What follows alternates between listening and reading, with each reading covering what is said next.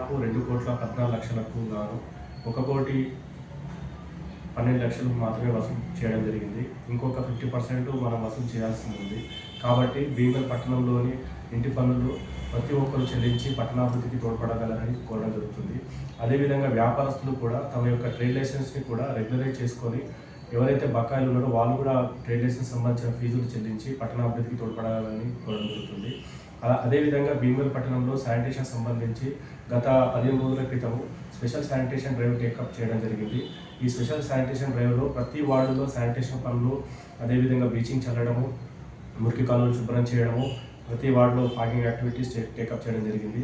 రాబో రోజు లోపల కూడా తడి చెత్త, పొడి చెత్త పైన కూడా ప్రతి ఒక్క ఇంటికి అవగాహన కార్యక్రమాలు కూడా చేపట్టడం జరుగుతుంది. అదేవిధంగా పట్టణంలోని ఆస్తి పన్నులు ప్లస్ ట్రేడ్ లైసెన్స్ ఫీజులు కూడా అందరూ కూడా చెల్లించేసి పట్టణాభివృద్ధికి తోడ్పడగలరని చెప్పేసి కోరడం జరుగుతుంది.